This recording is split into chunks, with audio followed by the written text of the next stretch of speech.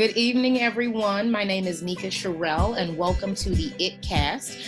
This is our special feature, People, Power, and Pride.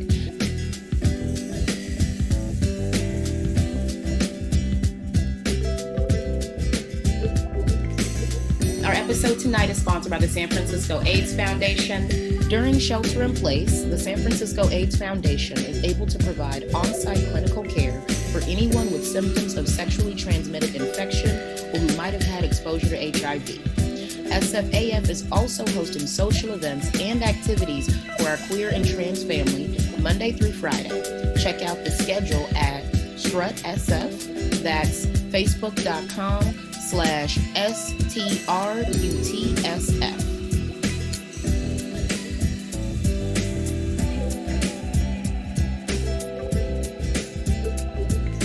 We are here tonight during this time of revolution to amplify Black queer voices in the world. All Black lives are crucial in this liberation movement, and this event, People, Power, and Pride, is really meant to bring you to that space of thought-provoking love and connection and understanding for who we as people of color go through, what we go through in America. So I'm gonna get this started off. Tonight we're bringing you Super Duper Lyric, Angel, SO Ace, Bambi, DeeSoul, and Reggie. We're gonna kick this night off with Super Duper Lyric. Please take it away. So, hi, nice to meet you guys. I'm Lyric. Good. So, I have a couple of pieces to share with you guys today. The first one I call Roses and Rosetta Stone. And this is a piece about love language. So it talks about basically how when you encounter somebody new, when you meet somebody new, when you're talking to somebody, it's learning a new language all over again. It's foreign. And some people are kind of scared of getting to know somebody or being in that process because it's not something that they're used to, or the person may not love like them. Kind of like xenophobia of the heart in a way. So this is Roses and Rosetta Stone. Most people call me extra or too much because they don't comprehend my speech, don't understand how to hear me without tongue ever touching teeth. I got a twang to my heart that can make it a little hard to communicate with at times. So forgive me for my hesitance to introduce myself in my native tongue because your dialect is unfamiliar to me and I don't mean to seem uncomfortable because I cannot understand you.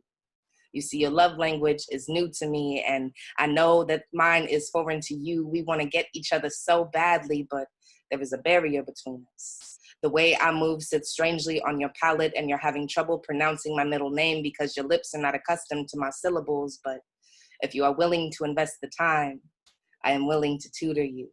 If you have a curiosity beyond your capacity, then I could show you a thing or two. This mother tongue of mine derives from Mother Nature. Love as pure as waterfalls and as bright as fresh bloom flowers. You must understand its gentle source before you try to reap the fruits of its labors. This tongue I bleed love from is Eden, and I have had a few too many atoms ruin their paradise because they took a bite of the apple and got it stuck in their throat from choking on the misunderstanding of what all this was for. So now I find myself drawing picture books so we can at least be on the same page until we figure out the best way to communicate, because I have never met someone who talks like you, who acts like you, who moves the way you do. And quite frankly, that scares the shit out of me. And I don't mean to be xenophobic. This just happens to be the first time that I have stamped my passport and I ended up landing in paradise with no way to ask for directions because I had never heard nothing like you before. And believe me, I love that you are different from me. Your articulation is alien. The way that you translate yourself without any explanation is beyond anything that I have ever encountered, which is why I am creating wild hand gestures in hopes that you get what the hell I mean. And we have our best conversations when we are dancing, because we are letting our bodies do the talking. I can be in sync with your phrasing when you are close to me. Movement is the one language we both speak. It is our common translator, and I love being able to predict your next step because I feel that I know you so well. But I'm not trying to rely on waltzing and charades to get through our conflicts. I want to be able to make you proud because of how easily I can tell you I love you in your own words. I want you to know that I am determined to graduate with a degree in language studies so I can come to you and we can create our own together, making history with the way that our love has blended two different dialects. But until we reach this point, I will pull all-nighters to study you.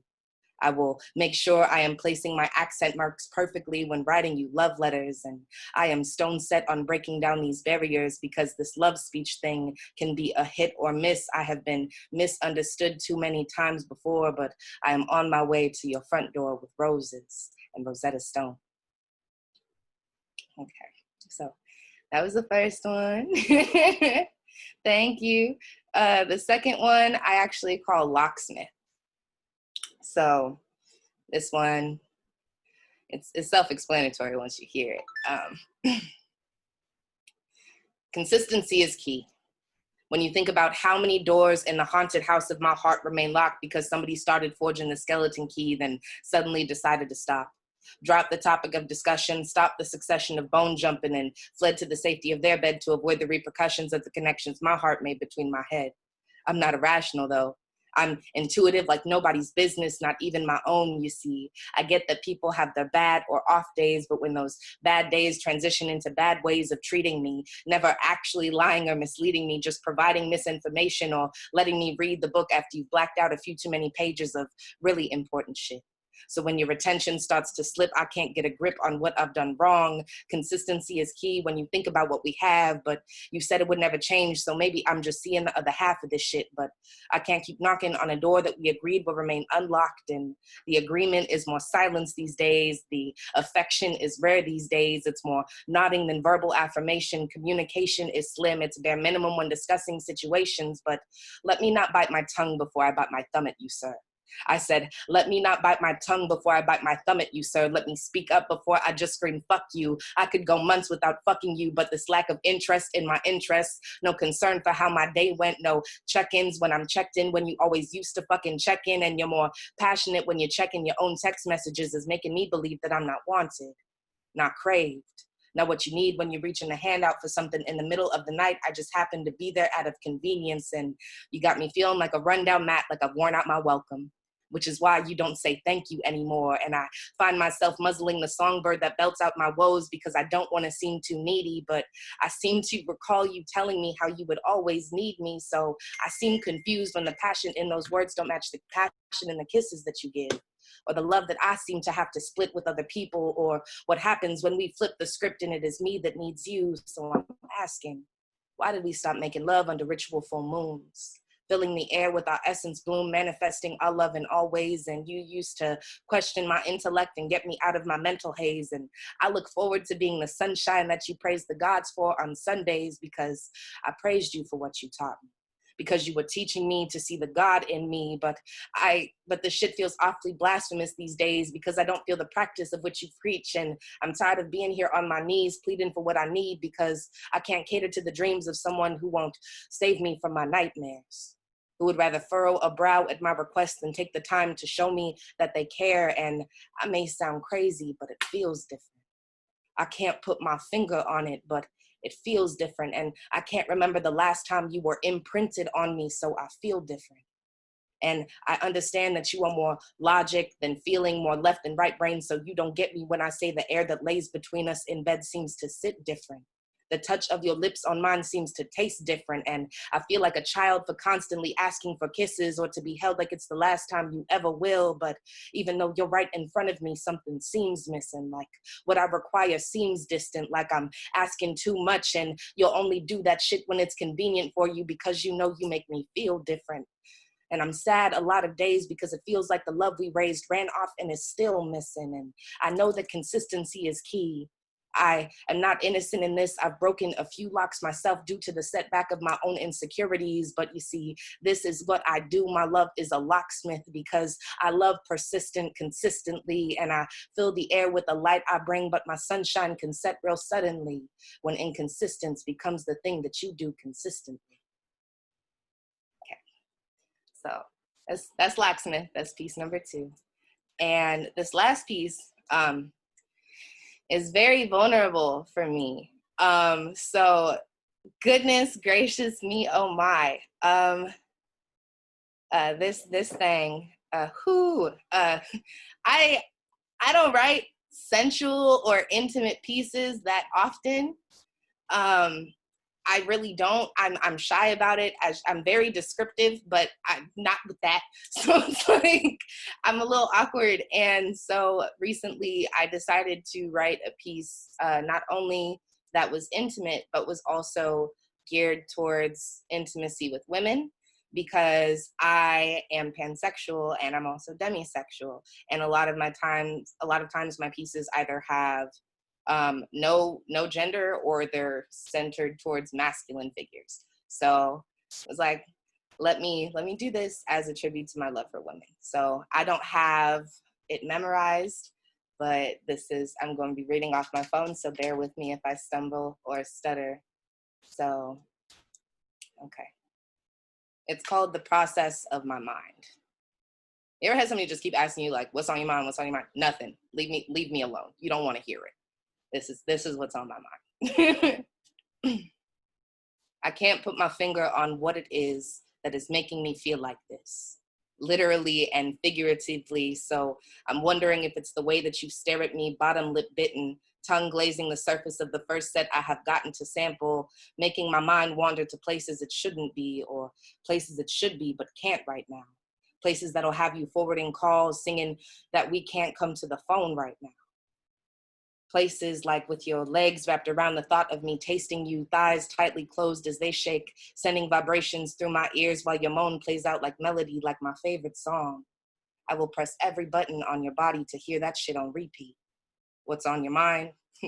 More like what isn't. I can't help but feel my eyes roll in the back of my head when I arch my back to stretch and imagine your hand wrapped around my neck as you are hitting a spot I forget could make me quiver like this. And that don't even touch the surface on where my mind has gone with this. Feeling this type of drip from a kiss, of foreplay where the room faded away and I was left listening to the sounds of you. Breathing in tune, tongue wrapped around mine, fingers locked together so slight I damn near dripped down my thighs from wishful thinking. Had me thinking about rounds with you. In different spaces, several places I've been since then, ended up on bucket lists of dinner tables I want to grace my palate with the taste of you on. Know damn well your pussy tastes like my favorite fruit and good decisions. And there aren't words to describe the feeling I get from sharing space with you, but the look in your eyes says that there's a demon ready to play, and I can tell by your smirk that soul snatching is your favorite game and ain't even been deep inside me besides mentally, so I know once the stroke gets involved, we both gonna explore depths we never knew existed. I keep my mouth shut because all I can think about is you or your name in it. And there's so much I want to do to you, but I'm not trying to be the one to push the line blurring on lovers or friends. Not yet. I don't speak what I see in my mind's eye because these less than wholesome premonitions are too vivid. Visions are too tangible, like daydreaming while sleepwalking unconsciously to you. I can feel your breath on the back of my neck, and I can see your hands gripping my hips so that I don't run and slip on the mess we've made. And I can feel your tongue teasing me as it makes its way down to let me stop. I can feel your goosebumps forming on your skin as I read your body, the most beautiful piece of literature that has ever come to grace my hands. My caress is so gentle it will leave you craving more. An unforgettable love, addicting if you must. I can make you fall in love I can make you fall in love with the way I make love. You say you're trouble, but I'm blessing from above, sent to show you what divine feminine really means. As my tongue drips honey-covered kisses on divine melanated skin, I know you are different in every way. I concur. Got me more motivated daily and rereading the word, which is absurd to me based off my stance on blasphemy, though I'm unique in ways I can guarantee that you've never seen before. The way I love opens new doors, gives you access to new floors spiritually, with better views to fuck in or make love in or make fun in, and I'll make you forget what your definition of fuck is or what it is to be loveless. Hell, I would get an Airbnb to hide you away from the world for a few days just so I could show you what being loved is. So I stay quiet because there's a lot of shit on my prefrontal cortex, more than just fucking or fronting or keeping it 100 on this side of the vortex. And I'm keeping it a billion and making it apparent that I want to create a type love that has a glass ceiling, seemingly with no limit but the sky. Then when night doth fall, that limit surpasses the stars beyond what we think we know. which is why I am making 1111 wishes on shooting star irises I can't seem to look away from. Because I want what we're cultivating to keep expanding with the universe, just like the way your chest rises and falls in tune with my own accelerated heart rate. I keep thinking about the softness of your fingertips tracing your name on my paperback skin. And I know when the time comes, you will imprint your signature on the bottom line. It is not a contract, just a promise that we gonna do this shit right over and over and over until we lose track of clockwork time. And I wanna spend all of mine learning how to treat you and give you a new definition to the expression of 25/8. I ain't said what's on my mind because it's gonna take a lot of moments to unpack the depth of the way I see myself feeling you. I'm trying my best to skirt around the issue, deflect my reflecting and hypersensitive nerve endings because there's so many things I could say, but I bite my tongue and choose not to lay it on the line because as badly as I want this shit, I'm willing to give it time.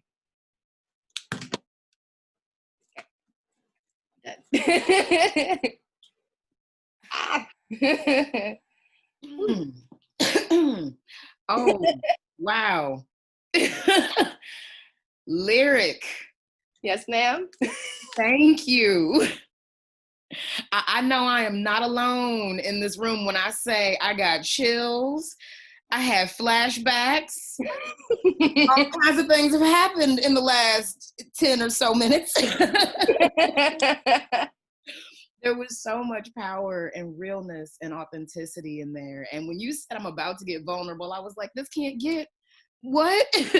And oh my God, thank you. Thank you so much. I really appreciate it. Thank you so much for having me. Oh my goodness. Wow. This is, I feel release, definitely, from doing that piece. So I really appreciate you holding the space, especially during one of my favorite times of the year. It's Pride all year, but Pride Month especially because it's my birthday month. My birthday just passed.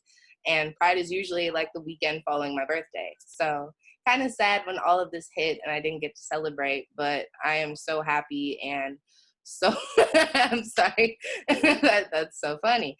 I just read one of them. But but I'm very happy to still be able to celebrate, even though I can't physically turn up and be crazy and be out there doing what I would normally do during Pride. Still being able to express and share myself and share space with a lot of other beautiful individuals is wonderful. So thank you so much for having me. I appreciate you. Thank you. Well, y'all heard we have a birthday in the house. So if y'all are panelists and y'all can come off mute for a second and just say happy birthday, let's just say happy birthday right now to Lyric, because that's dope. Happy birthday. Happy birthday. Yay, happy birthday. Thank you so much. I turned 23, so. Shout out. Get it? So Lyric, before we move to the next artist, where can we find more of your work? You have any events coming up? Hit us with the deets. So my Instagram is super duper lyric. I will post in the chat because it's spelled exactly as my name is on there. That's mainly where all of my work is right now. I've been told I should make a YouTube, so I'm really contemplating doing that. And I get comments about my voice a lot, so I might do ASMR. I'm not sure yet, just along with poetry. I will also be doing a project that I will be releasing, if not by the end of this year, the beginning of next year. That's going to be an EP of poems along with like song versions of those poems. So yeah, so be on the lookout for that. But super duper lyric, SUPERDUPERLYRIC. If you want to support, my Cash App is Sunflower Mamacita. So Sunflower and then MAMACITA as well. And yeah, and once more, thank you so much for having me. I really appreciate it. Thank you. That was the truth right there. That is exactly why we do the ItCast, why we have these conversations and spread this diversity work. We're all beautiful people. We all get to love and heal and grow and just everything together. So that was just the heart of this feeling right here. I have so much gratitude. And y'all heard it. You know, come on into the Zoom room, hit us up with the contributions so that these artists can be supported, so that we can continue continue to do this work and continue to grow. And please chat with the attendees in the box over there. Let the artists send them your love. Let them know what's up for you, how you're loving the work. And right now we're going to make our way to Angel. Get on up here and bring the heat, bring the fire. I'm really excited to see your power and your passion. Thank you so much for being here. Thank you. Wow, I'm just like, I feel so blessed and like washed over with all of y'all's words and your poetry. So thank y'all. I'm gonna do some old shit, but it's things. Some of the first poems I ever wrote, and they were my old shit is always my saddest shit. But I'm reflecting on the usefulness of anger and our pain and being able to feel it and not always having to be a strong Black woman, but being allowed to feel when we need to feel. So this is September. As summer slips into fall, I wonder if I will fall in love with myself. Because I've been slipping between two dimensions that only exist in disharmony is breaking me apart. Separating seams, it seems like everybody else in the world knows their part of a universe that masquerades itself into isolation. But if you really took the time for contemplation, you come to the revelation that we are temporary, temporally placed in this cosmos we call space. And this isn't a race, but I still feel like I'm running. Cold crypts collapse in my wake with each step I step outside myself, further away from grace. God, I'm just trying to make it to September. I'm just trying to remember what it's like to fill my life with something special. Blossom bloody roses, because grandma told me no one knows this, but you can't have it all. With beauty comes pain inside my veins. I try to ration weed with poison. My daddy kept pouring. I told him to stop. I'm tired of the liquid courage. You don't have to admit that when you take another sip, sit down, you lost your right to talk to me. Your toxic masculinity is spilling over into the woman I'm meant to be, but who the fuck is she? Sagging her pants, swearing on beats like mama didn't beat no sense into me. And mom, I know you're tired of listening to your seed sorrow. I swear tomorrow I'ma be on the same shit. I got too much shit to do, but none of it is important. Taking notes nobody needs in a classroom full of thieves because we stole this land we're standing on and Stanford rewards the killers. Well, pardon me. I'm not partaking in a system systematically designed to erase me like cattle. Herd Black bodies in the cages. White folks don't care. They ain't racist. They just don't have the time or patience to look themselves in a mirror, point a finger where the blame is. So my niggas pointing fingers at the blameless. Black brother, Black body, Black bag. Put your homies in caskets before they could be dads. This cyclic circus of abuse, new news, same shit. And I ain't got the time to whine and pine over a world that don't even exist. A place where love inflates the soul enough to wake my bones to redemption. I pray we shift to a dimension that I can raise my kids in. God, I'm just trying to make it to September. I'm just trying to love a little longer than I hate to admit that it's got to start with a revolution. The solution has always been to dismantle. Can you handle the collapse of capitalism? Rip a Benny from the Benz of Trump sitting on Obama's throne content. Fuck a nation where my premiums aren't even allowed to get in.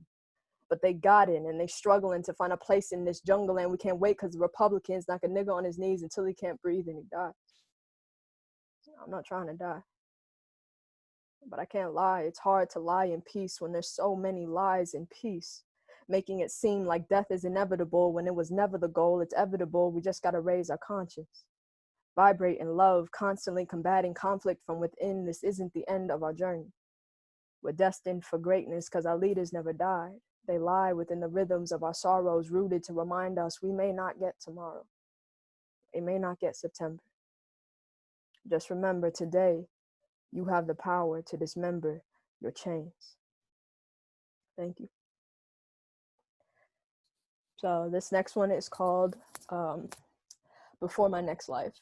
I'm also a rapper and musician, so that'll sort of seep into some of these. I want to hold her like I'm holding on to my last breath.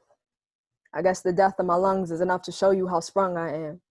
The quest to knowing who you are after the growing. I'm stressed out hoping I get the chance to see you dance in that dress. Fresh pressed like I'm Jordan. In the air, I bench my boredom, flex the rest like I'm soaring above optimism. In our position, we don't get the choice to determine who's gonna listen, but if our voice vibrates in harmony, I swear the earth will shake us back to the colonies next to Tiffany, who never learned what it takes to tilt the T's, cross the I's, realize it ain't justified to just deny the homicide of a boy who don't look like you. In the eyes of God, we all fall from truth, but this is far from spoof. Recognize the art and roots. I'm trying to idealize a better nation. It starts when we let the scars and bruises scab to remind us healing takes time. Thus, behind a smile lies a divide. Trust, you ain't never seen a size wide enough to classify the genocide that occurs in my mind.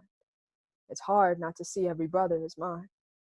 Inside, they never died. They hide in the milky memories of their mothers who reside as warriors to remind us that everyone is our brother. When another is gone, we curse the weather like a weapon wielding a storm. Hate is born out of love that's been stolen from its source. Support immigrants who face imminent ignorance from reports that paint them as illegal citizens in a country where it's hard enough to get in. I pray we transcend the thin lines that separate me from them. In the end, all we have is what we do to clear our sins. Who we are behind the skin will always matter more as what's within. So be kind to your friends. On your best nights, make a laugh genuine. Crack a joke if it means bringing back hope. Smile until it doesn't hurt to breathe again. Thank you. So this next one, I have this thing where I'm like, since I wrote a lot of sad poems, I'm like, shit, when I'm feeling good, I'm like, well, I can't write happy poems. Like, that's just not a thing. So this is sort of what came out of that. So this is called My Letter to You. I want to be honest with you, with myself. I don't know how to write happy poems or sad poems, or tell stories that make you want to stomp your feet, say, when a line rumbles the foundations of your spirit for reasons that you can't even explain. It just feels good. The kind of couplet kit that makes you want to analyze Shakespeare's wit or spit a few bars like it ain't hard to write a rhyme if I can mumble on a mic and make it still hit. I'm kind of average. Bite my nails when I'm nervous, get more nervous when someone notices how nervous I am. Second guess if I belong, forget my own words on stage because I wrote them in an empty coffee shop with nothing to drink. Because a venti mocha frappuccino would smack right now, but if I have to have a conversation with a real person, I think I would burst into tears at the register. A sad girl knows her limits, knows she ain't got enough money in the bank to make this drink worth it. And then I think I'm crazy for counting change. No, I just want something to hold on to without everything slipping through my fingers. I call Poseidon and ask how to walk on water. Maybe then I'll feel closer to God. I think he's on break. Because if he's watching me drown in the desert, I think surely this would be a cruel world to exist in. Can you tell that I'm distant? I'm not shy, really. I just don't think I deserve to exist in the same space normal people exist in. I'm alien. Out of sight don't mean I'm not real, that I don't look like you, cry like you, feel like you. Need to know that I may not always be honest, because I won't always be myself. If only for this poem, I hope you grant me forgiveness to say I may not always love myself, but I'm destined to be great. Leader of nations, nearing nuclear containment of self. I've dealt with my sorrow, so tomorrow I can finally be myself. Thank you. So this last one, in celebration of Pride, I've got to do a poem dedicated to my Black women out there, you know. So this poem is a poem I wrote for a show on campus called Koi no Yokan.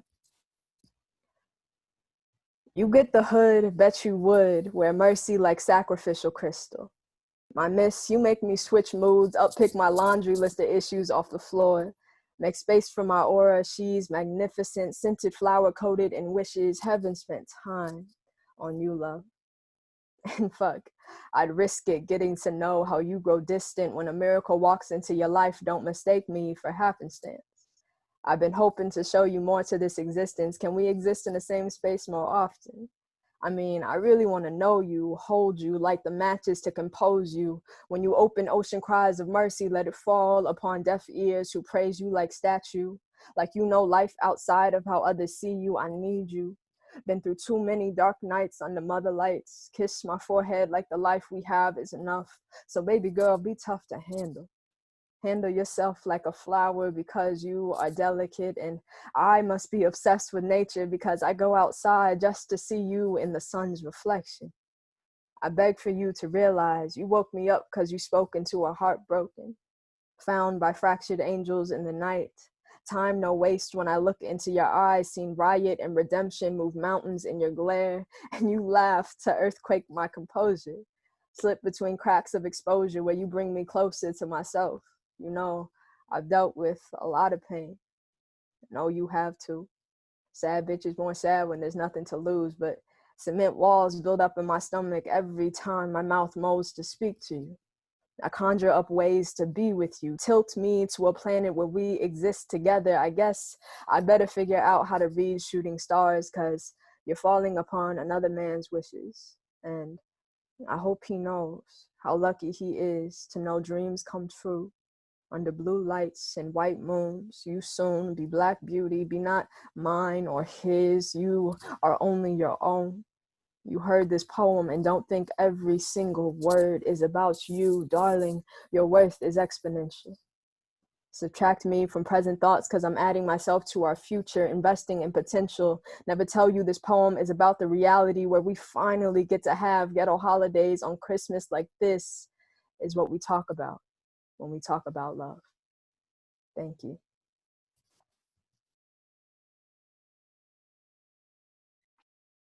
Wow. I gotta say, I've cried more times tonight than I think I did. Just, oh my God, it's hitting and it's touching. And I want to say thank you. The power of your words. Thank you. Thank you. Thank you. Yes. Each piece so poignant, and I love your ability to show the vulnerability and the humanity of the Black woman. We don't get engaged and included in that conversation as often as we should. Mm. And just being so real and so raw about what that day-to-day like life, that's the conversation we're in right now with the world. Like, everybody out there, if y'all don't know, now you know. This is the day-to-day. Thank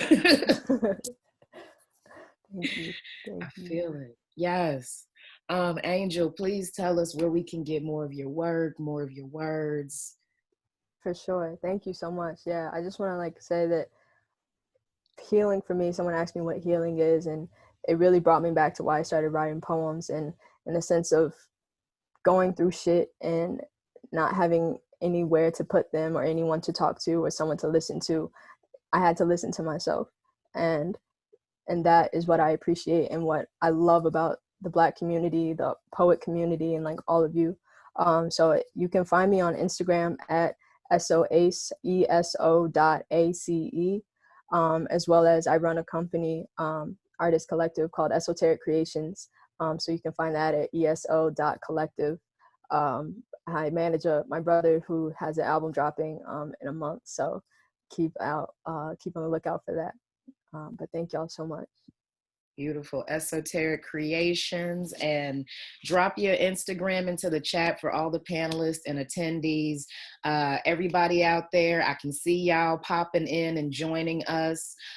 We are a little bit behind, so if you're out there on Twitch, you might miss some of these last hot artists because we're going to stay on Zoom, but Twitch is going bye-bye. So get on in here, come on in and be with the love and the space and the beauty. This is where it's at. All right. So our next artist we got coming to the stage is Bambi. Let's give it up. Let's come on, bring you out here and get some of your power to the mic. What's up, y'all? My name is Bambi. I'm a non-binary, Black, hella gay poet. So, this has kind of been a hard day for me. So I'm just really feeling really blessed to be able to share space with poets I adore so much. So, so I'm just going to get into some shit.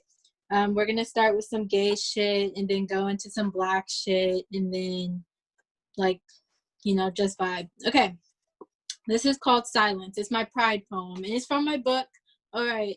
I wrote this book. It's called Accidentally Ordered an Espresso. You can buy it if you want it. This is my go-to pride poem. It's really gay. It's cute. So let's start with that. There's no such thing as silence in a wooded area. Silence sounds a lot like trees swaying, critters creeping, wind whispering sweet nothings to the moon. People always say the moon and the sun are lovers here, but the wind has something to say about that.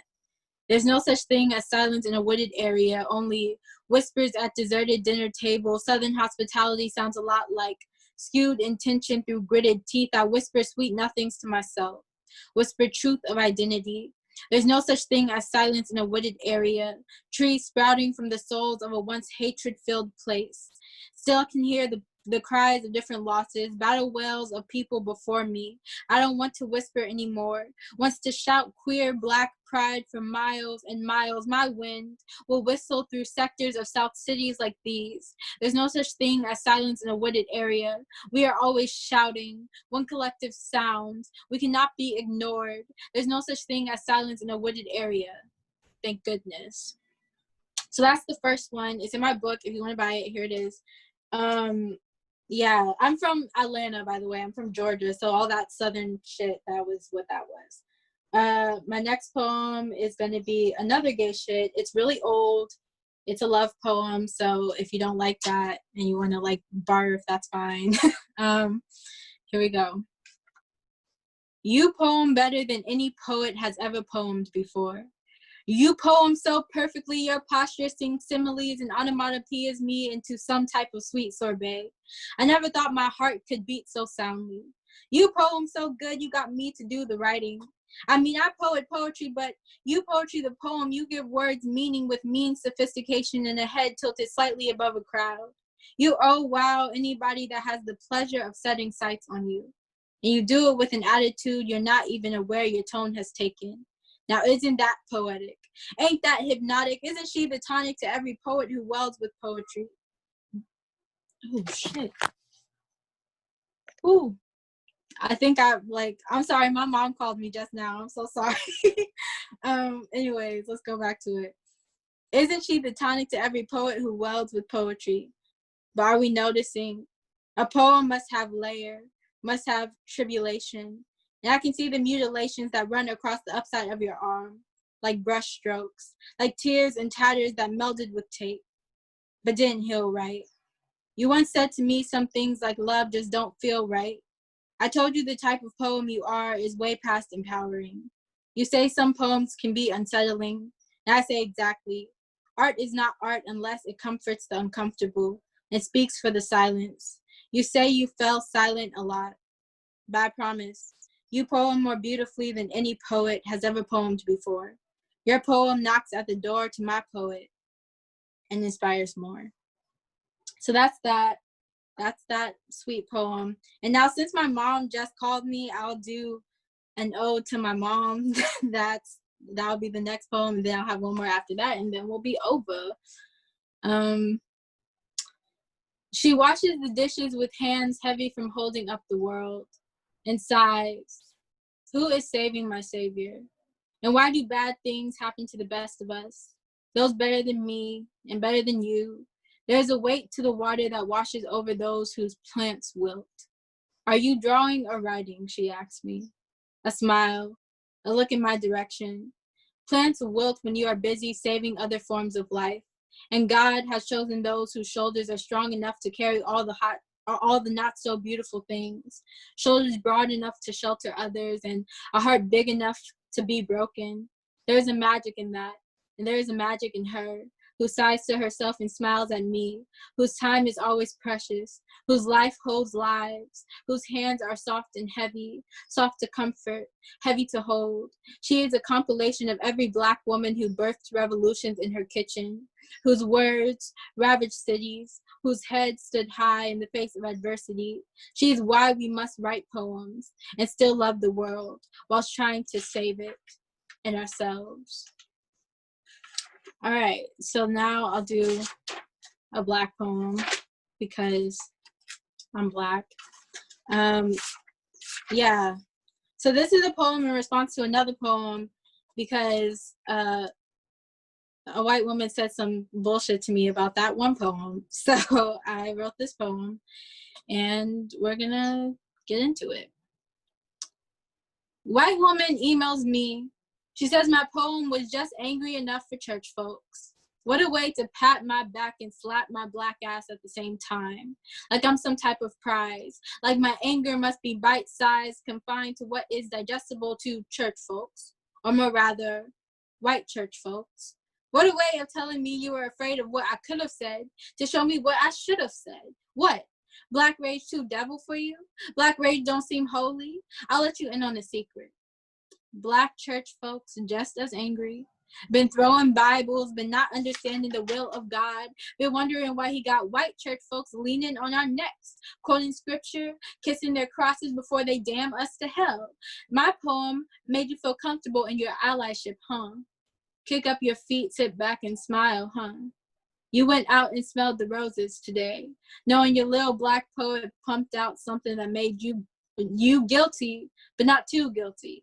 So run me a check and say the fuck out my email. That poem wasn't for you, wasn't for God. I'm not even church folks. That poem is a battle cry.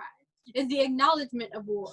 I don't care about white comfort. White comfort feels like cotton in my throat, feels like thorns in my foot, feels like weight. So I'm kicking your ass off. I want to be comfortable now. Smile so big, my cheeks crack, spill out roses with thorns so thick, and white people can pick that shit up. The streets will become the church, where you can hallelujah your step to praise black gods you used to step on, demand compliance from, demand silence from, demand a smaller rage. You ever heard the rage of God? Now that is a drama queen. Let me flood your world.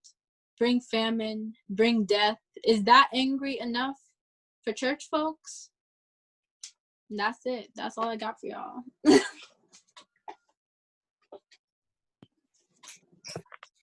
Wow, Bambi. Thank you, thank you, thank you. Oh, you know, the last one, I mean, it struck me in a real personal place because, you know, as a Black person, we often go through this experience of having people tell us how to behave. As though that is an okay conversation. And right. Lord, thank you. Thank you for really putting some meat on that. Thank you. Thank you. Thank you. Thank you. Yes. Okay, so I know you showed us the book. You dropped a couple of things while you were sharing. Please take a second to go over the book again, where people can get it, where people can find out more about your work. Yes. All right. So so I have this book. It's called Accidentally Ordered an Espresso. You can find it on lulu.com. If you type in Accidentally Ordered an Espresso on lulu.com, you'll see this, and that's the book. But also, you can follow me on Instagram at Cathartic Flower, like cathartic, but cathartic flower, DICK flower. And yeah, you can DM me and I can send you the link to the book, or I can also send you a PDF version if you want to get down with that. Yeah, also Venmo, if you want to Venmo me, it's the same as my as my Instagram. So yeah, that's that on that. Thank you for having me. Thank you so much. Okay, and please, people, check out the chat, contribute to this event. Let's keep the show flowing, and with a lot of gratitude, I'm happy to bring DeeSoul to the stage. Awesome. Y'all mean for making me go after all these amazing poets, but you know what? I will take it. I feel so blessed from the space tonight. Y'all are all so amazing, and I'm so glad to witness all of you. You're just so, woo! Y'all are so good. So I got a couple poems for you tonight. I've been working on a project called Running from Streetlights. Some of the poems I'll be reading will be from that. Running from Streetlights is based on this idea of the streetlight being a harbinger of danger, and kind of this idea of how Black people live their daily lives under the constant threat of violence. So I just got a couple poems for you tonight. I reference God a lot because my gay ass grew up in a Baptist church. My grandfather is a preacher. My father's a deacon. I just can't get rid of God if I wanted to. Hallelujah. So here we go. Prayer to the Holy Spirit in my bones. The last time I asked God about you, I still believed he was the source of everything good in the world. You could say that I've fallen out of practice. Mama always told me that if I had trouble praying, I should just think of it as conversation. She also called me an abomination the day I came out. I guess mothers can be wrong sometimes. I've always felt you somewhere deep, unsettling in my stomach pit when my father refused to let me go to a dance with the boy, catch in my larynx moments before I said I understood. I didn't. It is hard to be both hallowed and hollowed. How faith is so fruitless for those who call on God the most. I doubt he is listening sometimes, but I still feel you in the grace I say over my food, or in my grandfather's voice when he sees another black boy dead in the news, or my partner's eyes, moments before he drifts to sleep. Do you remember the first time I kissed him? The way we rambled while clouds made way for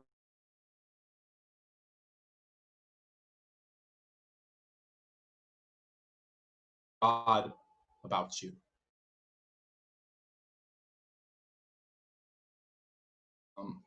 All right. After the cops kill a UPS driver, and UPS still thanks the cops, I suppose at my funeral, my employer would thank the cops too. Just another nigga off the payroll, I guess, and really, how could the cop have known? He don't see color, after all, and what is black, if not the absence of color, if not unseen, if not invisible until made bullet block? A 7-packet so severe break my granny's heart. My name, heard only as hashtag, my gravestone nothing but a headline, here lies Negro. Both the victim and the violence laid out for being where he was supposed to be, for doing what he was told, for always being right where the bullet could find him. We would cry, of course, but no goods were lost. And black don't exist anyway, so what good is there in crying over theoretical loss? A nigga only valuable in concept, or in casket, or as long as he is carrying another man's burdens. A cross is only heavy to the person who has to bear it. A crucifixion is only painful for the brown person hanging there, or the mother at their feet. Don't never see a white man with holes in his hands, or a pierce in his side, or a bullet in his chest. White man, always just a tool. Just doing what he was told, just the spear in the system's hands, just the ammo in the country's chamber, always blameless. In the end, they will call me a martyr or an angel, but I never asked to be this holy. Didn't know sainthood only granted after you're 6 feet under. Didn't know blessings only come when your back's broken. Didn't know my death was accounted for in quarterly projections. And if everyone still profits after I've passed, if a paycheck and a thank you card still finds its way to my killer's hands, what becomes of my salvation then? Was I ever meant to be saved? Was I ever alive to begin with?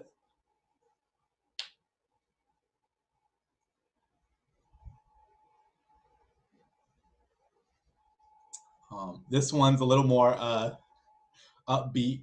I love poems about mothers and grandmothers, so I have a lot of those too. This is one I wrote about my grandma, who is just my absolute favorite person in the world. I think of my grandmother still waking. By 6 in the morning, she's already out of bed, I'm sure. Goddess of afternoon naps, Granny has never been one to lay down for long. The roosters are most likely sounding their morning alarms while Granny makes the first coffee pot.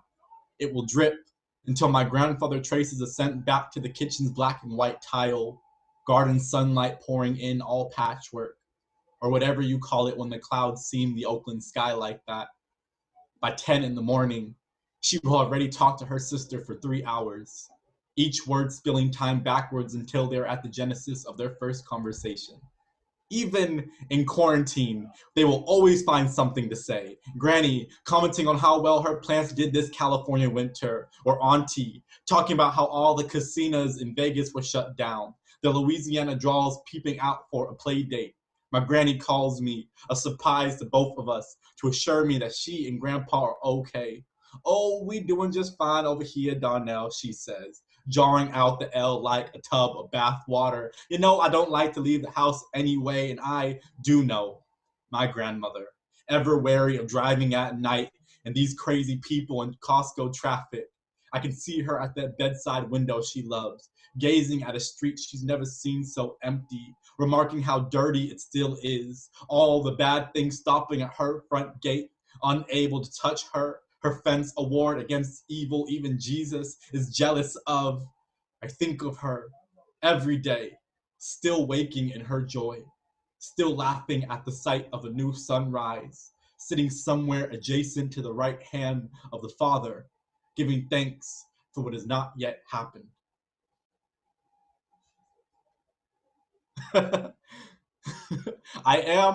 Funny you mentioned that. I am actually working on a second chapbook project that is called Family Reunion, which is a bunch of poems about different family members. So watch out for that because it is coming later. I do just 2 more poems left, y'all. I appreciate y'all. This one's still a work in progress, but this is the part where it's at now. It is Resurrection Day, and I am still waiting for the good part. The story goes, on the 3rd day, God said, "Psych," and the stone rolled away from the tomb. Or that other time, the one where Lazarus died, and 4 days later, Jesus says, "Boy, stop playing, get the fuck up." I think these are supposed to be inspiring. Something about the Lord my God having power over life and death. But here I am, still wondering will God will get around to speaking to me, rain down the blessing I have so patiently waited for. I wonder if faith only functions when your body gives. After all, what is a miracle if not God correcting what has already gone wrong? I remember that all of God's best mercies come after the disaster has happened. Who is to say I am not already miraculous? A dead thing still breathing, a sinner with no blood on his hands, a tomb with nothing to show for it. So this is the last one. I wrote this one today because I'm still working on the chapbook and I'm on a deadline and I am behind. But I felt like sharing it. So the name of this poem is Count It All Joy. And the epigraph before it goes, "My brethren, count it all joy when you fall into various trials, knowing that the testing of your faith produces patience." James 1, verses 2 through 3, New King James Version. And so, when I fear for the ending of my life as the world fears for its continuation, I count my blessings as prescribed. I drive the way I observed from my Oakland mama and daddy, where road signs are read as suggestions, and I still haven't been pulled over, and count this as a blessing. The day I tried to take my own life, the pool spit me back out, gasping and afraid and alive, and I look back and see this, too, as a blessing. At her big age of 76, my granny still tells me she is keeping me in her prayers, a direct line to God himself, and I know this is a blessing.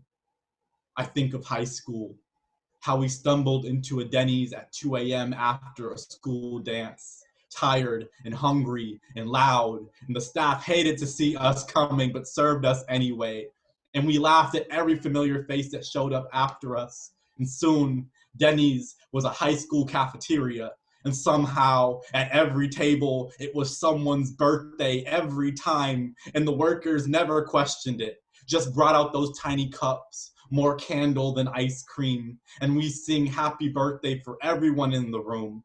And I am not in danger, just young and dumb and happy. And what can be more of a blessing than that? Thank y'all.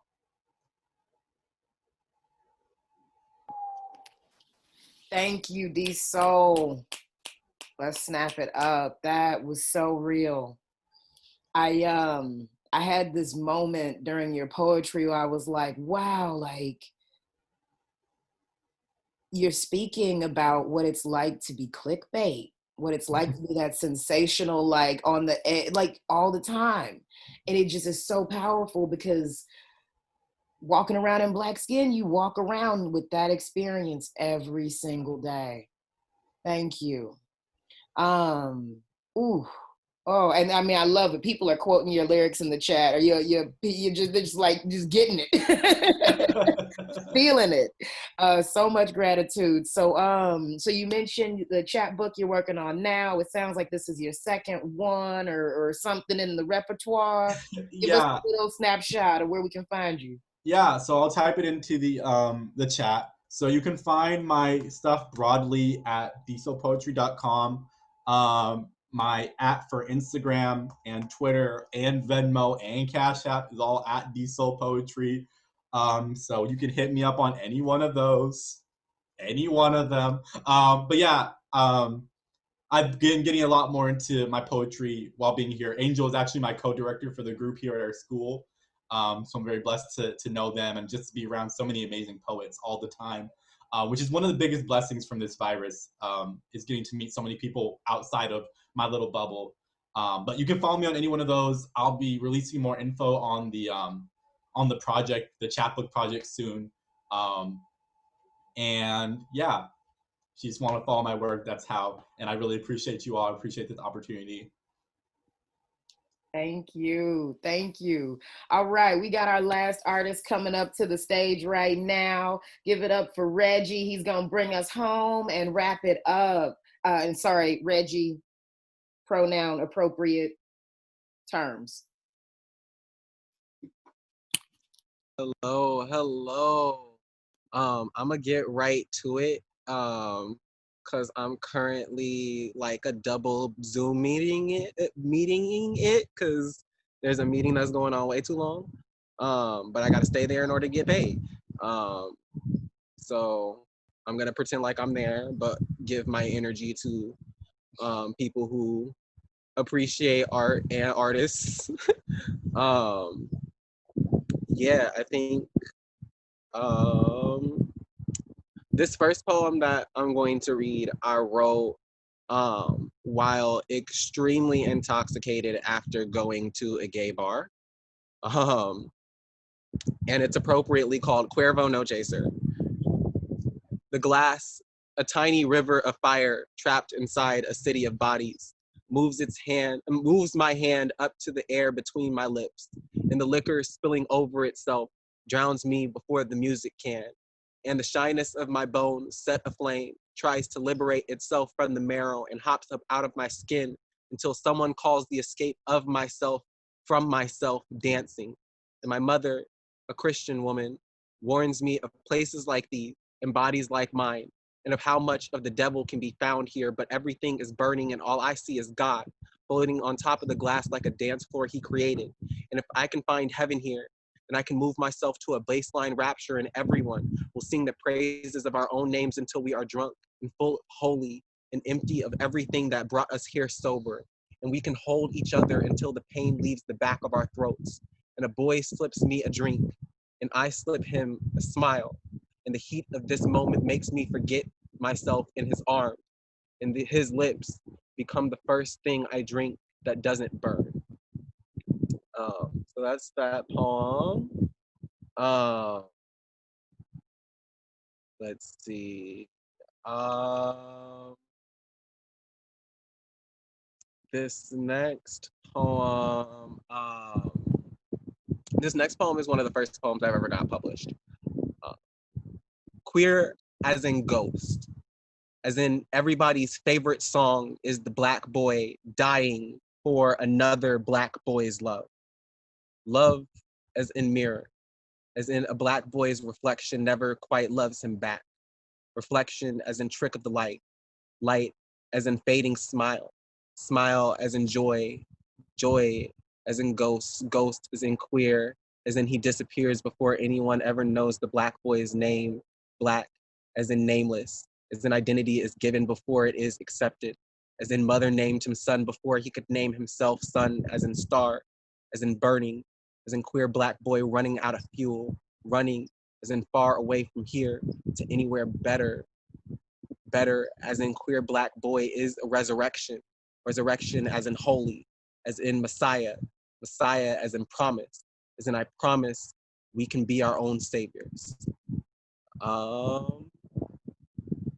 Yeah. This next poem is the definition of doing too much. It is both a contrapuntal, and if you read it on the page, um, gold can also be read as God, and God can also be read as gold. And it's called Gold is One Letter Away from God. One, if everything done on your knees is a prayer, any boy I worship becomes more valuable than me or more gold than God. He is pretty with no substance, all religion and no holy, and I only love shiny things. Boys that hurt me must be covered in gold. Gold chains, coins, teeth cover me. So a boy made of sunrise calls me in the morning. 2, God slips himself between my body and the mattress more than of a lover than I wanted. Until I become a lowered halo, a sandwiched prayer, until I close my eyes and beg for sleep or death. God doesn't answer any prayers in enough time to call me anything. Maybe a worthless God. Nothing, perhaps. Everything I have is worthless. 3. If everything done on your knees is a prayer, any boy I worship becomes God, more valuable than me, or slips himself between my body and the mattress, more gold than God, more of a lover than I want. He is pretty until I become a lowered halo with no substance, a sandwiched prayer, all religion and no holy, until I only love shiny things. I close my eyes and beg for sleep or death. Boys that hurt me must be covered in God. God don't answer any prayers, gold chains, coins, teeth, and enough time to cover me. Call me anything. So a boy made of sunrise, maybe a worthless God, calls me nothing. Perhaps in the morning, everything I have is worthless. So that is that poem.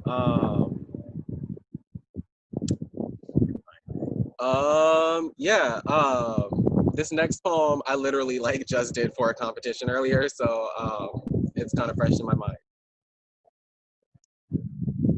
When my brother tells me that Marva said that her pronouns are nigga, I felt that shit because my pronouns are nigga. My gender is a grape swisher and a 40 by noon.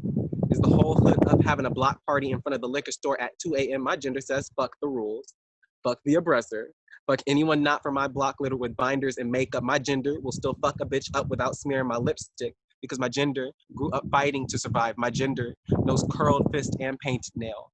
Long pretty hair pulled back into a messy bun because I caught that nigga that was misgendering me on Facebook and I told him hands on sight. My gender knows to keep its hands in sight when shopping or walking. Being stopped by the police knows that my hashtag will always wear the wrong pronouns. And my mother will always mourn a son. My gender will keep itself quiet so she doesn't lose a daughter too. My gender is a nigga that can't call itself trans because that's always felt like a white word. That don't sit well on a black tongue, don't get used in black conversation or seen on black television. So my gender has always been its own role model. Creates a space just for itself. My gender is a black power fist at a pride parade. My gender says all cops are bastards. Yes, even the one you are thinking of. Yes, especially the queer ones. My gender knows exactly how many gay cops murdered black boys last year. Is a rainbow flag drenched in its own blood. My gender is first death, then a resurrection. Is the unraveling of a black boy into something beautiful. My gender is both graveyard and garden. Is headstone and headline and headhunt and head bowed in prayer. My gender is a prayer, which means my gender must be holy. My gender must be sacred. My gender must be God, which means my gender must be a nigga. It is, after all, the blackest thing I have ever known. Thank you. And I got just 2 more poems for you.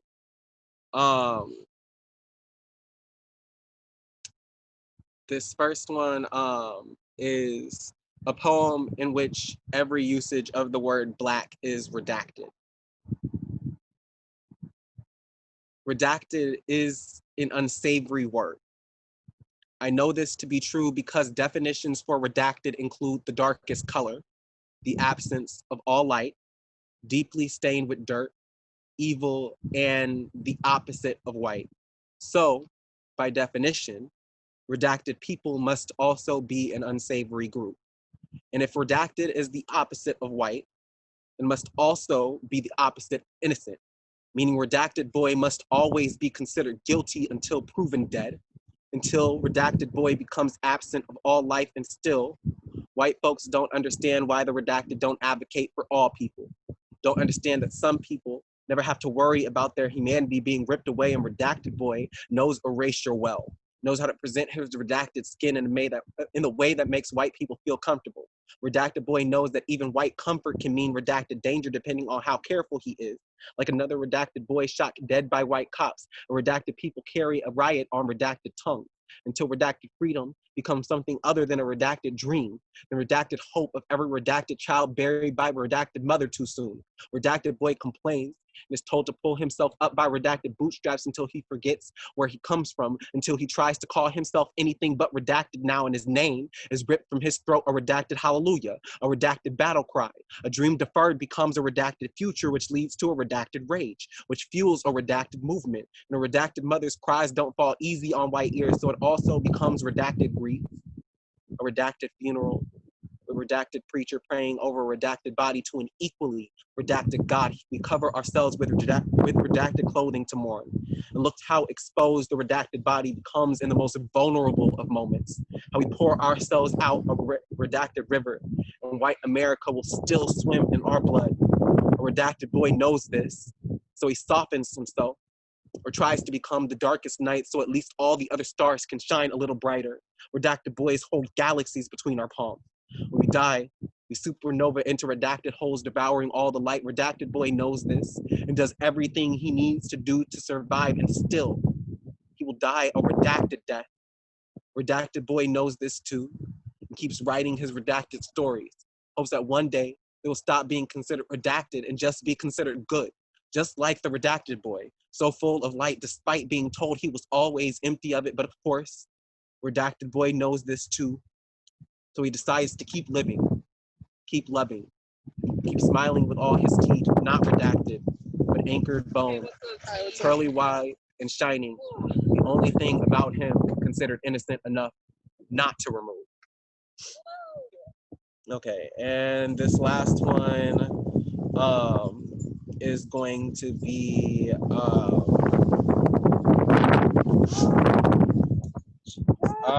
it is.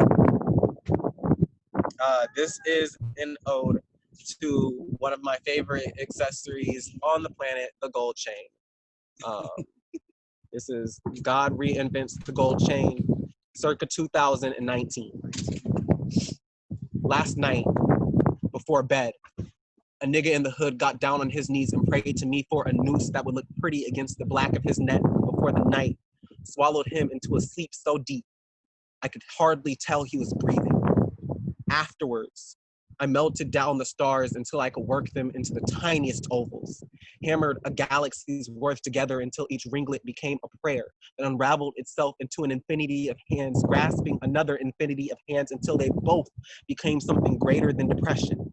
A chain is a flexible series of interconnected metal links used for fastening and securing objects, and gold is a precious metal so shiny I have watched niggas kill each other just to see whose blood will look prettier because of it. Truth be told, every star in the night sky is the ghost of a black boy who called out to me and got exactly the death he was looking for. So every gold chain in the hood got a Bible's worth of prayer, a litany of dead names holding hands until they become a Mobius of suns fastening a black boy earthbound. Don't you dare ask me to call you home in the dead of night when I can give you all that shines in the dark blue sky, boy.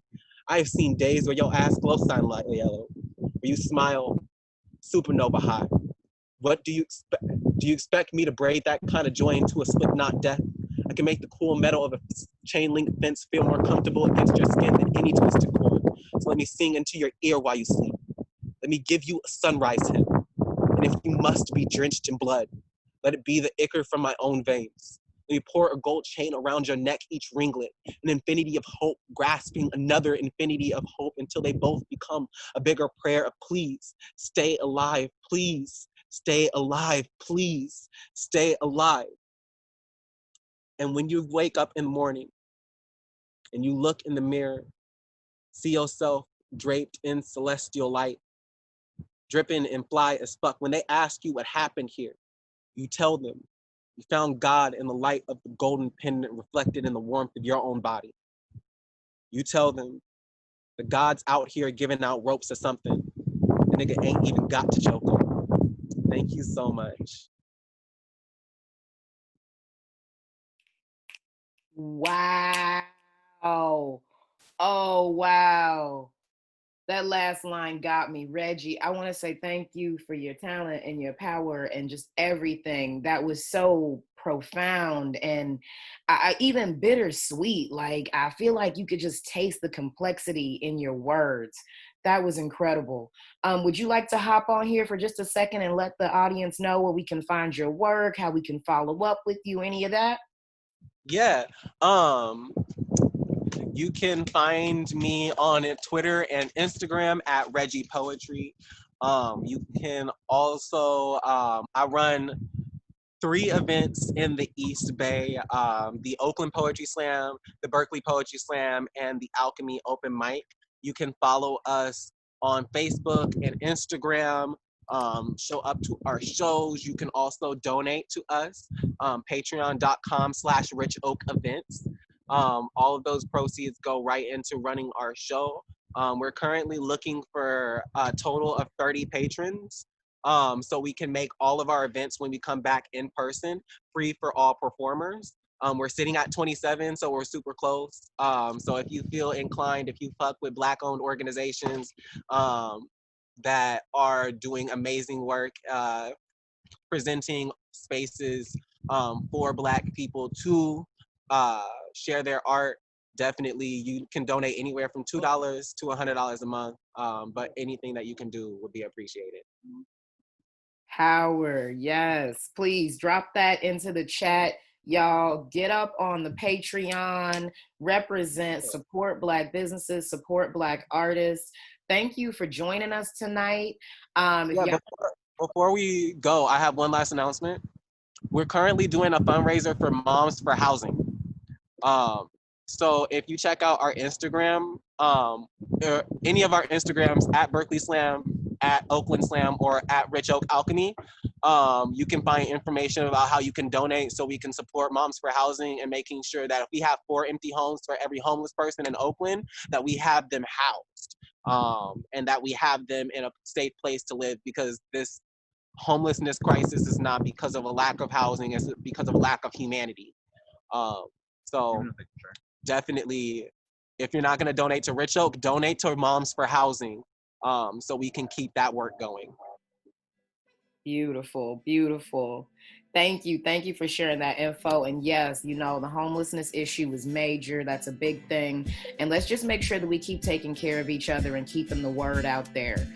This event tonight is going to benefit the ItCast, Real Talk on Sex, increasing diversity in the conversation on health, sexuality, and healing gender-based violence. So follow our work, NikaCherrelles.com. You can get more information about the events we're doing this weekend at pride-in-place.com. Thank y'all for being here tonight. Please feel free to continue chatting with the artists, and it has been a pleasure. Enjoy your evening. Happy Pride.